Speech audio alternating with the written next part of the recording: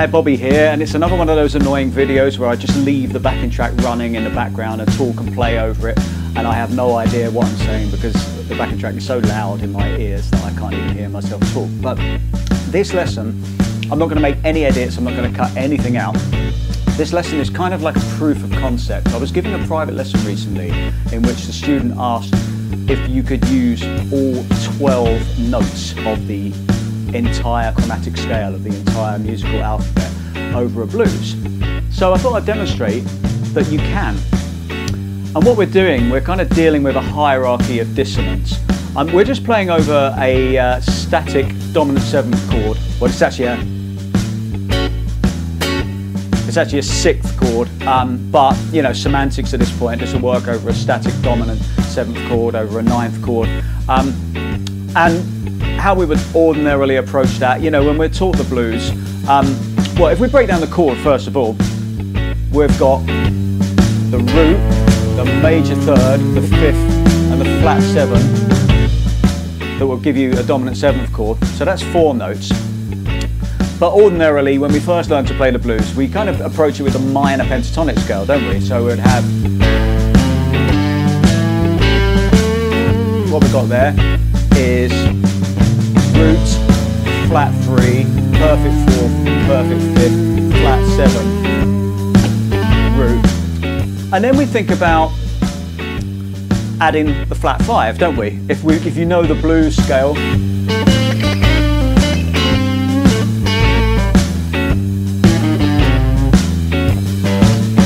so this note here, you wouldn't dwell on it. It's very much a passing note. So if we add the flat 5 and the major 3rd to our core minor pentatonic template, so the major 3rd, you know, you want to hear that. The ear wants to hear that.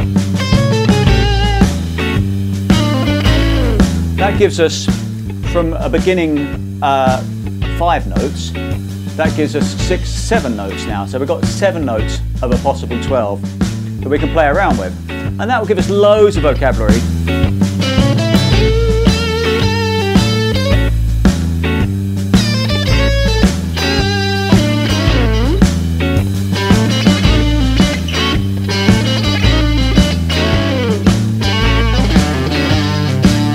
You know, I'm sure you've all heard that kind of thing before. Incidentally, if you want to improve your blues phrasing, I have a completely free blues phrasing course that you can find the link to in the description below. So that gives us, as I say, a lot of vocabulary to be kind of moving on with. 7 notes out of a possible 12. The next note we might add would be the major 6. That's actually in the chord, in the underlying chord, but that would give us that whole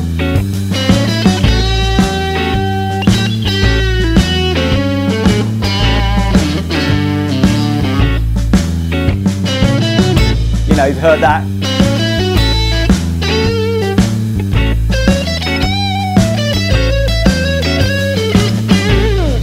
You know, that's very, very common in the blues, so that's 8 notes.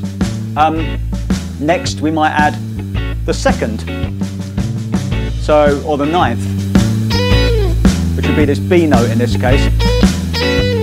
So, you know, very common.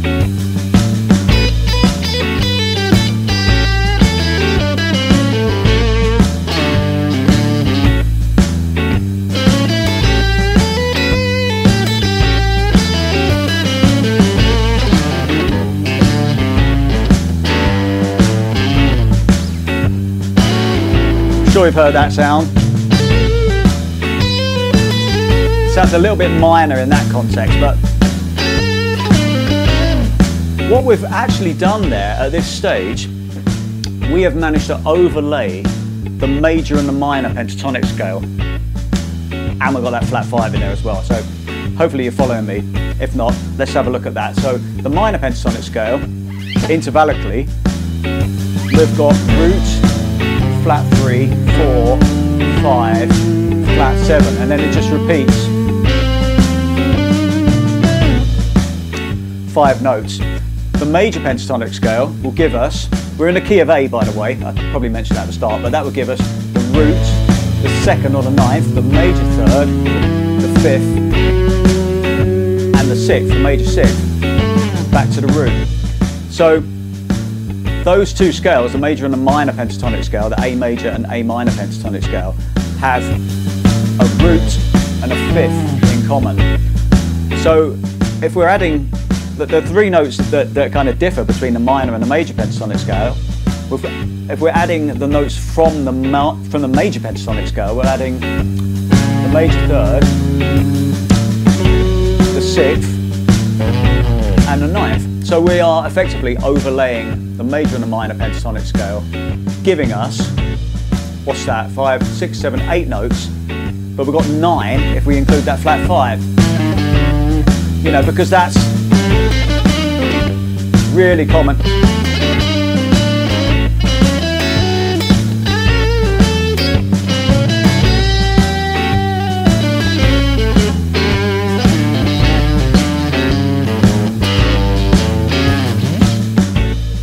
So 9 notes we've got now.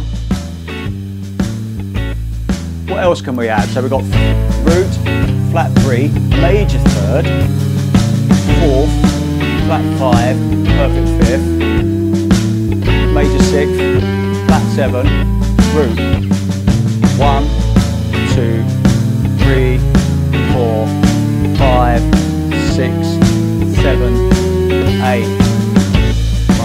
Oh, and the second in there as well, so 9 notes. You wouldn't play them in that order, it wouldn't sound like the blues. This is where people get confused. You still have to be very considered with your phrasing.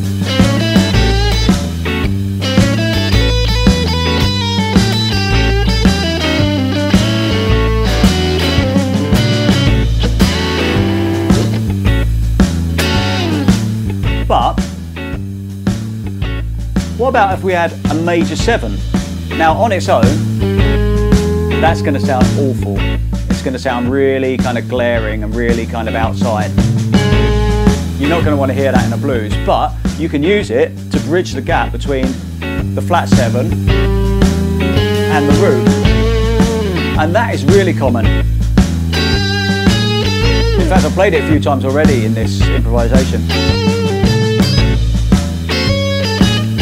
You know, something like that.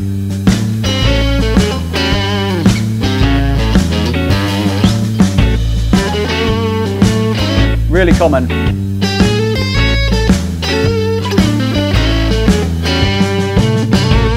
So 10 notes now. Now I remember when I was starting out and I was, modes were still shrouded in mystery, you know. I mean, this was pre-internet, prehistoric times when dinosaurs roamed the earth, and if we wanted to learn anything, you had to find a good local guitar teacher. Eventually I found one, but everything was shrouded in mystery, you know. Obviously there were books and stuff, but you kind of had to learn modes from someone. You couldn't just go online and you know, like you can today.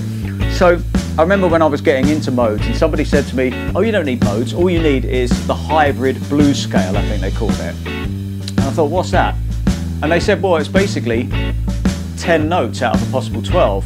And they were actually referring to these 10 notes. You know, so you've got your core minor pentatonic with the major third and the major 6th, flat 5, and then the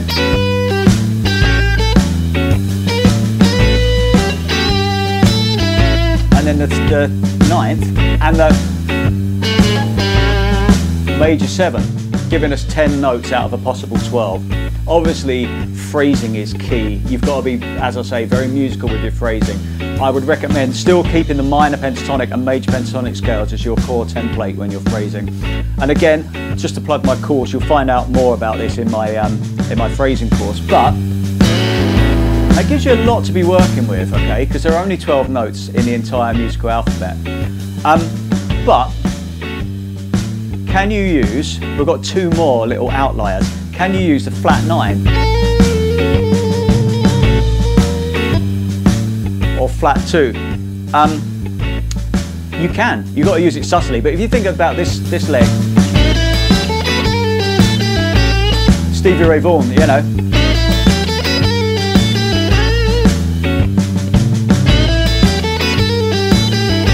Oh, here we go.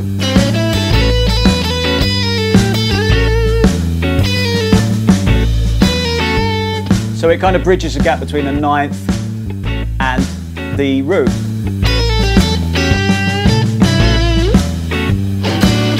Again, you have to handle it with care, but it's there for the taking. So 11 notes.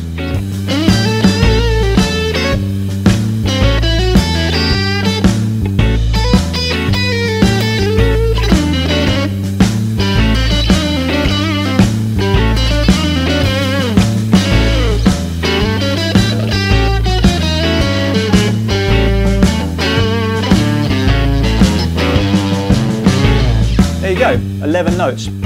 I've got one more outlier, and that's, we've established that we can use the major sixth. Can we use a minor sixth or a flat sixth? I mean, it sounds absolutely terrible on its own. Very sour note against that root, but you can use it as a little bridge between the fifth, perfect fifth, and the sixth. I mean, all of this is chromatic. Some of this is kind of bebop language, but you know, if you took a lick like this,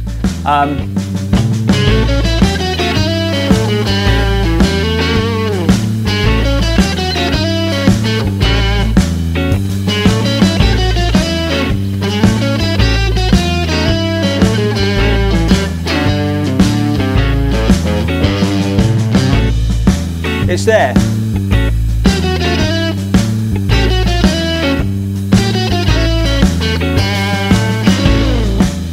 So all 12 notes can actually be used.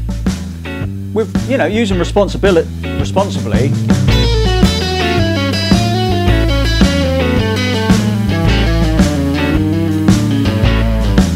But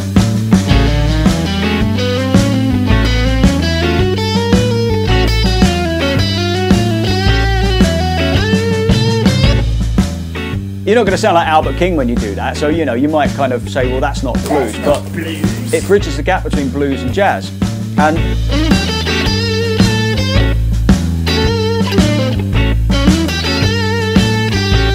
obviously you want to rein it back.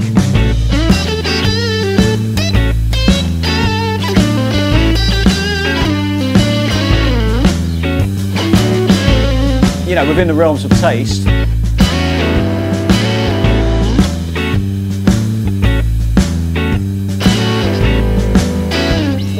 But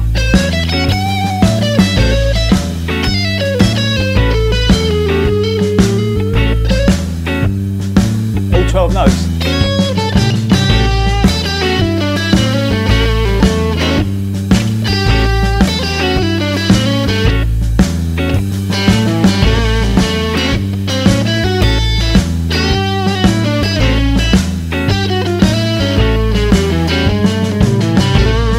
Making sure you kind of land on your feet, making sure you land on, you know, a chord tone. That takes practice. But so just to recap, we started with, well, let's start with a minor pentatonic scale.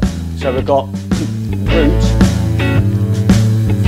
flat 3. That's already not in the chord, but we know we can use it. You want to bend it slightly sharp if you're going to use it. But we've got the root, the flat 3, perfect 4th, perfect 5th, flat 7. So that we added the notes from the major pentatonic scale, which are the major 3rd, the 6th, and the 9th, or the 2nd.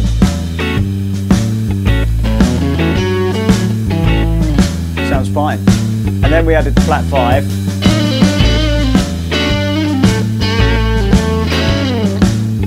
So what's that give us? 9 notes. And then we added the major 7.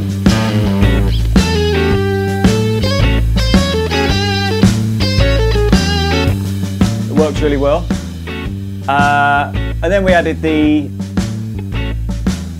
flat 9, I think.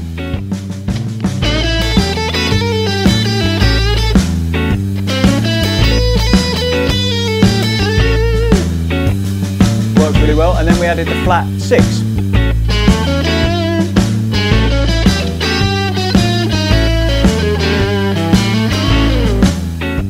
So it's all there for the taking. You might be asking, or you might be wondering, why my microphone's not working properly. You might be wondering why, well, what happens on a 12-bar blues? This is just a static vamp. But what you would do, and this is where the hard work comes in, and this, I'm probably going to save this for another lesson because I don't have a 12-bar backing track running right now. And this is a proof of concept after all, but what you would do, you take that same information relative to the 4 chord and the 5 chord. So you transpose all of this to D for the 4 chord, and you transpose all of this to E for the 5 chord.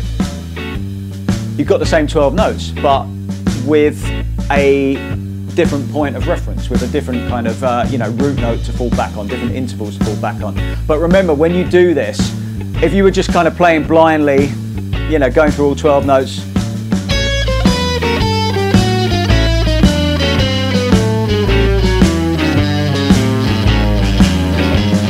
it's not going to sound great. It does come with great phrasing comes great responsibility. So you still have to kind of retain your bluesy sensibilities and fall back onto chord tones like the 3rd, the root, the 5th,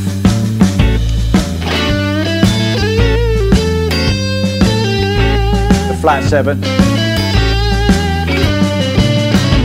Those are king chord tones, but the rest is just kind of decoration. There's a hierarchy of dissonance.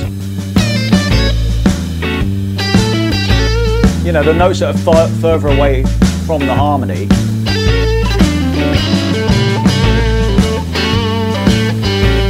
create the most tension.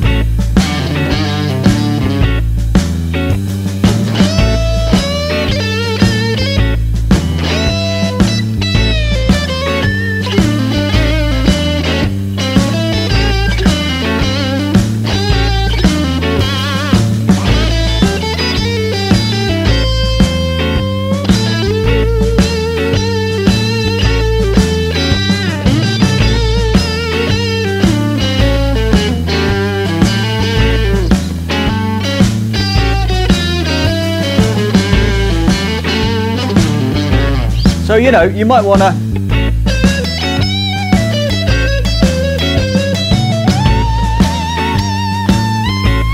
still want to sound bluesy,